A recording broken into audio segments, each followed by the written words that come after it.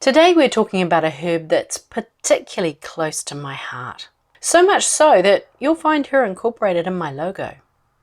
I'm sharing the traditional medicine associated with this herb, but also the emerging research, much of which supports the traditional therapeutic use.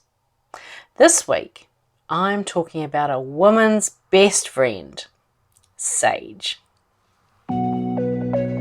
Well, hello, beautiful people, and welcome to the Project Joyful podcast. I'm your host, Tracy Tutty, your medical herbalist and high performance coach. So, hey, Project Joyful isn't just about being happy. It's about consciously creating a life you love. It's about remembering how to reconnect with your soul-centered joy. You know, that joy that comes from doing what you love, from living on purpose, and from being in a life that allows you to experience deep joy moment by moment. So hey, let's get started, shall we? Sage is one of those herbs that I just can't get enough of. As a herbal medicine, we tend to use Salvia officinalis, known as common or garden sage, and for ceremony, it's white sage or Salvia apiana. She takes centre stage, and she's the cornerstone of your smudge stick. Sage is the medicine for bodily fluids and sore throats. When it comes to balancing fluids in your body, sage acts as a balancing herb, so a little bit up or a little bit down.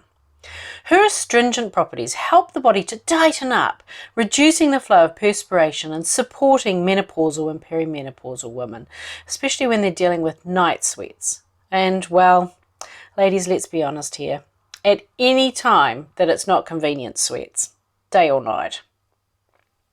Hot sweats are thought to be triggered by changes in thermoregulation, and thermoregulation is managed by your hypothalamus.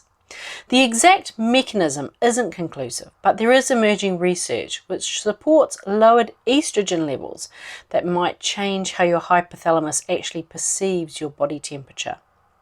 So as a result, it determines that your base temperature is too warm when it's compared to your internal set temperature, your internal clock. So it sends messages via neurotransmitters to open your skin's blood vessels and get those sweat glands working. And the hot flash begins. The two key neurotransmitters are noradrenaline and serotonin, and they're regulated by estrogen. Now, sage supports rebalancing your thermoregulatory systems in two main ways. Firstly, sage helps your body move serotonin, and it influences the receptors that receive both serotonin and noradrenaline. So it works through the mechanisms operated by your nervous system. But here's the cool bit. Sage also contains phytoestrogens. So we're filling the gas tank and we're helping the engine to run better. And these effects have been backed by studies on menopausal and perimenopausal women, where the use of sage has been found to reduce the frequency, the severity, and the duration of hot flashes. Now, these studies tended to use capsules, so sage in capsules, to make it easier to reach a therapeutic dose, and also it makes it easier to administer a placebo.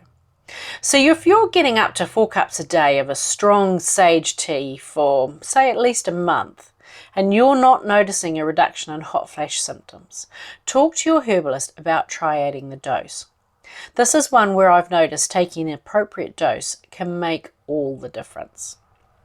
Sage is also my go-to when you have a sore throat. Research has reported a sage and echinacea throat spray was as effective as a chlorhexidine lidocaine treatment. That's pretty amazing, eh? And sage is an antibiotic, and it's been reported to kill bacteria such as Streptococcus mutans and Actinomyces viscosus. And these bacterium have been associated with the formation of dental caries. An alcohol extract of sage has also been found to be a very effective food preservative. Now, I would tend to use a throat gargle either in the form of a hot tea or a tincture with water for this. And a tincture is when your herb is macerated in alcohol and water for a period of time, and then it's strained, so all of the physical remnants of your sage plant has been removed from the tincture. Now, sage is also helpful on the digestive front. Remember how it can help your body dry up excess fluids? This action also pertains to the gut, so it's a really useful remedy for diarrhea. And because she's packed with all those gorgeous volatile oils, sage is helpful when there's bloating and uncomfortable gas. The pain relieving action can be really helpful when there's IBS-D, so diarrhea predominant, as it dispels gas and it reduces the associated pain, as well as drying things up. And because it's a bitter tasting plant, sage can also support your liver. Interestingly, its traditional use of supporting where there's nervous tension or anxiety has been confirmed by research reporting the ability of the alpha-thujone found in sage to bind to a GABA-A receptors. Now, there are a few cautions with sage because it does contain thujones, and if these are taken in high doses over prolonged periods, well, they can be neurotoxic. So if you're self-prescribing your sage, take it for a shorter period of, say, less than a month, or consult with a herbalist because they know how to balance it out. Now, sage is one that should not be taken if you're pregnant, or you're trying to become pregnant, or you're breastfeeding. That's because one of its traditional uses is to bring on a period, and you don't want that if you're trying to get pregnant. And if you're lactating, that ability of sage to mop up excess fluids, well, it can reduce milk flow. Avoid sage if you have epilepsy, as thujones can, in rare circumstances, trigger seizures. So, that's all the cautions out of the way. How do I like to take my sage? Well, it makes an amazing antibacterial honey.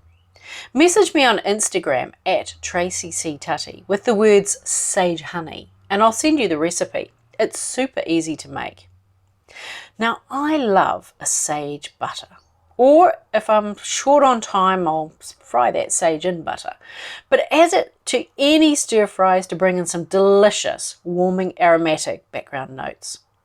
I like to drink sage as a tea. I prefer to combine it with lemon and a touch of dandelion root to ground the flavour. And it's almost always added to my colds and flu tea. For sore throats and all things cold and flu, I like to take it as a tincture. I gargle the sage with calendula and myrrh tincture whenever I feel a sore throat coming on. It works a treat. Now, sage is really easy to grow, and the beautiful purple flowers are beloved of the bees and the bumblebees. But personally, I find white sage is a little challenging to grow from seeds. So, unless you're a gardening ninja, grab yourself a seedling for that one. Sage is one of those herbs that, well, it's seen as more traditional. However, the research really does support its use as a woman's best friend and as a wonderful kitchen remedy for when you wake with a sore throat. So help the bees by getting some sage in your garden, in your window box, or in your patio planter. Sending you lots of love. Bye for now. Hey, thanks for listening to today's podcast. Can I ask you a favour? If our conversation spoke to you today, could you please take a moment to leave a 5-star review? Your review will help people discover this podcast, and together we can create a world where there's even more love and more laughter. And if you want to hear more from the Project Joyful podcast, just click the subscribe button. Bye for now.